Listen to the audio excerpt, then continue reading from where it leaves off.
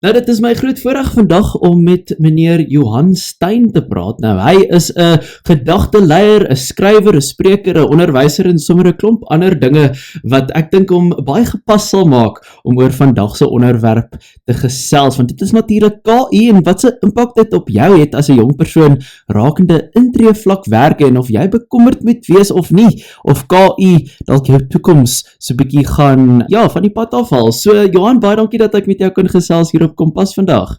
Dis 'n wonderlike voorreg, Barry. Baie dankie. Nou Johan, ek dink my eerste vraag aan jou handel nou natuurlik oor die werksplek, want dit is besig om baie vinnig te verander, veral met KI wat by die dag ontwikkel en dit het 'n direkte impak op jong mense. So voor ons begin, waar het jou belangstelling in KI nou ontstaan? Weet jy, ek het omtrent my hele lewe in tegnologie gewerk, maar so 11 jaar terug, Barry, was ek by een van ons groot banke. En toe het 'n baie groot konsultasiefirma vir ons gesê, hulle wil 'n projek vir ons doen waar hulle ons wys hoe KI kan werk. Nou dis nou 11 jaar terug, né? Ons dink aan ChatGPT van 3 jaar terug, soos hierdie voel soos hulle sê ancient history. Maar ek het daar gesien hoe kragtig is hierdie tegnologie, maar in daai selfde jaar het ek 'n pappa geword van 'n klein seentjie. En vir een of ander rede het hierdie kind se toekoms en kinders se toekoms en hierdie kragtige tegnologie saamgekom vir my. En dis hoekom ek baie werk doen in onderrig, om mense te leer hoe hierdie tegnologie werk, maar veral oor die etiese en die filosofiese kant van dit. En ek moet vir jou sê, Barry, ek spandeer omtrent 2 ure elke oggend om op te lees oor hierdie tegnologie en ek sukkel om by te hou. So ek weet nie hoe ander mense byhou nie. Ja, nee, ek dink dit is baie interessant, soos wat jy sê, dat jy al daai tyd gesien het hoe hierdie tegnologie ontwikkel en wat se impak dit op jou kind se toekoms gaan hê, maar as ons na verskeie groot maatskappye kyk, blyk dit of dit intreevlakwerke nie meer deur nie gegradueerdes gevat word nie, maar liefs KI. So moet jong mense hier oor hierdie tendens bekommerd wees?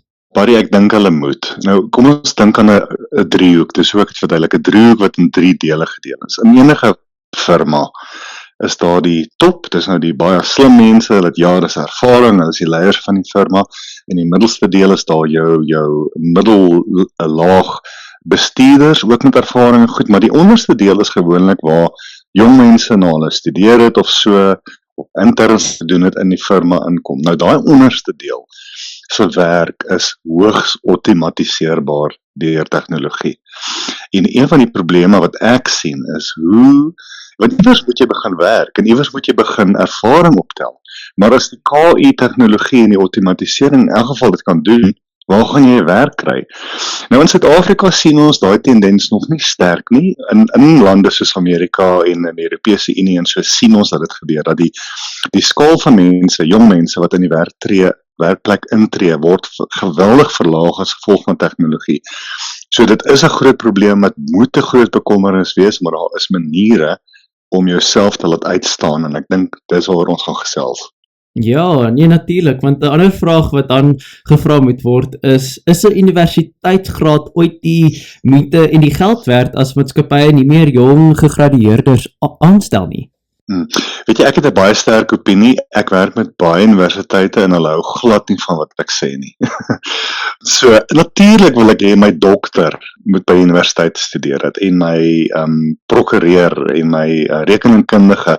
So ek is nie teen onderrig nie en ek is nie teen universiteitsonderrig nie. Ek dink net, die dinge verander so vinnig dat meeste universiteite wêreldwyd en definitief hier in Suid-Afrika met hulle kurrikulas nie byhou nie.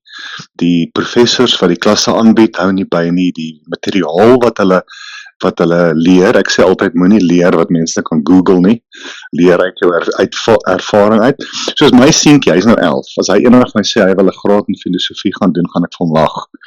Nie dat dit nie belangrik is nie, maar waar gaan jy enig werk kry? Wat gaan jy doen? En die koste, Barry, van 'n graad, 'n 3 of 4 jaar graad is geweldig hoog.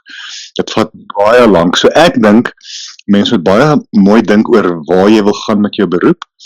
Ek dink ook ons beroepsvoorligting in ons skole is nie baie goed nie. Mense sal byvoorbeeld sê ek het Suits gekyk en ek wil 'n prokureur word.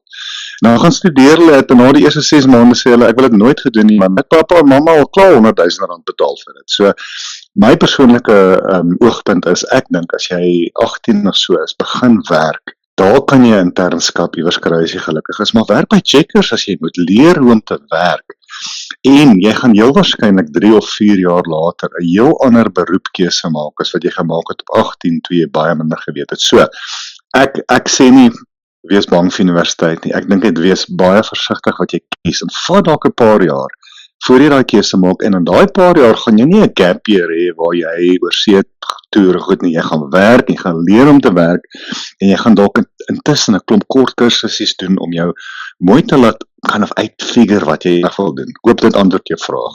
Ja, so sou jy dan dalk sê dat fisiese werkservaring meer aanloklik is in terme van 'n KI vervanger as ons kyk na 'n intreevlak werk eerder as iemand wat 'n graad het. Ja, experience is what you get when you don't get what you want.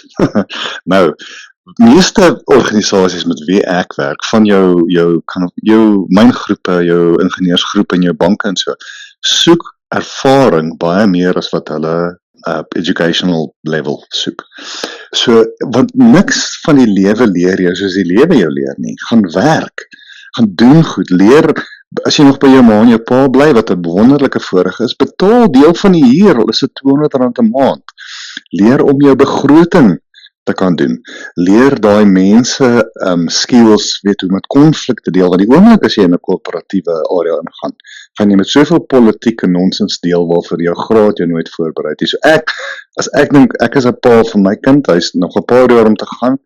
Ek sal eerder laat hy 'n paar jaar werkservaring leer, laat hy leer die frustrasie van hard werk, hoe moeilik dit is om met jou geld te werk, want dan gaan hy 'n baie beter beroepskeuse maak, dink ek.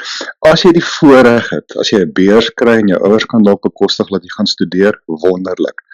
Maar voor jy hulle tyd mors, dink mooi daaraan, dat die tans in Suid-Afrika, ons eerstejaars studente in die universiteit se uitval, of ons noem dit ons drop-out rate, is omtrent 82%. 82% van eerstejaars studente in die eerste jaar gee op, want hulle studeer nie iets wat hulle gedink het dit gaan wees nie. So, ek dink leerwerk, doen kort kursusse, leer op YouTube, leer op Udemy, daar's soveel kursusse wat jy online kan doen, en dan besluit jy oor 3 of 4 jaar wat jy regtig wil gaan doen. Dis my persoonlike advies. Ek dink ouers en onderwysers gaan dalk anders oor voel, en ek het baie respek vir dit. Ja, en ek dink dan die ander kant is daar menslike elemente soos kritiese denke, empatie, etiese redenasie ensovoorts wat KI nie kan vervang nie. So hoe moet jong mense hulle vaardighede bou op skool en na skool om steeds aantreklik te wees vir werkgewers? Dit is so 'n goeie punt, want jy is heeltemal reg. KI kan dit nie doen. Nou, enigeen van ons wat al 'n bietjie gespeel het met ChatGPT of Gemini of so, wel, ek wil gereeld my laptop by die venster uitgooi, want die ding is partykeer so stupid en verstaan so verkeerd wat ek sê. Dalk prompt ek dit nie reg nie, maar weet jy, daai mens tot mens interaksie, wat eintlik maar die fondasie is van wie ons is as mense. Ek wil jou in die oë kan kyk. Ek wil kan sien jy's bekommerd. Ek wil kan sien of jy jou kan vertrou of nie. Ek wil jou regtig kan help. Daai gaan KI, in my opinie, nooit kan doen nie, of nie vir die volgende aantal jare nie. So daai sogenaamde people skills, hoe met konflikte werk, hoe mense aan jou kant te kry, hoe mense te oortuig en te oorreed. Artikulasie is 'n skill wat ons nie regtig leer op skool nie is. Want dink aan of dit nou enig jou vrou of jou man is, of dit jou kollega is, of dit jou pa of jou ma is of jou kind. Jy gaan moet artikuleer hoe jy voel, veral in die werksplek. En dit is nie, ek dink, iets van mee gebore word nie, is iets wat jy leer oor tyd. Nou, prompting is ook artikulasie, as jy al dink, hoe om vir die KI mooi te verduidelik wat jy wil hê. Maar daai mens tot mens skills moet jy leer. Daar is natuurlik kursusse wat jy kan doen, maar ongelukkig dink ek baie jy leer dit net in die realiteit en in die ervaring, en weer eens, dis hoekom ek terugkom by gaan werk 'n jaar of 2 voor jy besluit. So, die vraag dan is, wat kan KI doen wat ek nie kan doen nie? En dit is gewoonlik jou laer vlak werk, jou outomatisering, jou papierwerk, jou administrasie, laat die KI dit doen. Maar om probleme op te los, om 'n kollega of 'n kliënt in die oog te kyk, om waarde te voeg, is iets wat mense leer, en dit is wat KI nie kan doen nie. Dis my raad aan jong mense, is fokus op daardie skills, want jy gaan jouself onautomatiseerbaar maak, as dit ooit 'n term is. Ons maak dit sommer 'n term hierso vandag. Maar Johan, sien jy dat in 'n land soos Suid-Afrika waar ons tegnologies steeds nogal agter is teenoor eerste wêreldlande en waar baie kinders nie eers kwaliteit skoolopvoeding kry, dat hierdie aanpassing tot KI uitvoerbaar is? Ja, dit is ook 'n goeie punt, want ons weet meeste van die nuus wat ons sien oor tegnologie en KI kom uit die eerste wêreld uit. En ons is 'n ontwikkelende land, ons is 'n derde wêreldland soos baie ander. Weet omtrent seker 80% van ons kinders in hierdie land het vandag nog nie geëet voor hulle skool toe is nie. So ons het baie groot sosiale probleme om op te los. Nou is dit net die regering, is dit ons, is dit ouers, is dit ander groepe, dis seker almal van ons. So ons is baie ver agter. Ek dink gereeld as ek hoor as ons president en ons ministers praat, hulle het nie 'n idee hoe ver agter ons is nie, want hulle probeer die ligte aanhou. Nou om elektrisiteit te voorsien is 'n eerste industriële revolusie probleem gewees. Ook om 'n vervoerstelsel te hê, vol treine en hawes wat werk, was al in die eerste revolusie in die 1800s opgelos. Ons sukkel nou nog daarmee. So ons moet regtig, in Engels noem hulle dit leapfrog. Ons moet hierdie kinders wat honger is, kinders wat in geweld groot word, treine wat nie werk nie, hawens wat nie werk nie, elektrisiteit wat nie werk nie, moet ons oplos terwyl ons leapfrog na hierdie digitale toekoms toe. So een ding wat ek werk met baie jong mense in ons land oor verskeie etniese groepe en areas en ek hou daarvan, want hulle is slim, al het hulle een lampie in 'n shack en al bly 6 mense, daai kinders is slim, hulle weet wat aangaan. Hulle is entoesiasties, hulle wil 'n toekoms hê.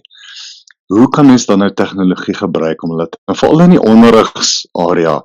Ja, ons skole is vol kinders, 40, 50 kinders per klas. Ek dink baie van daai onderwysers is goeie mense en probeer hulle beste, maar as jy daarom as jy 'n slimmerige foon het, wat baie van ons jong mense nie altyd het nie, en jy daarom koneksie wat baie ook nie het nie, en jy is honger vir inligting, is al baie goed wat jy aanlyn kan vind om jouself op te lei. So ek dink, dit gee definitief vir ons jong mense 'n geleentheid.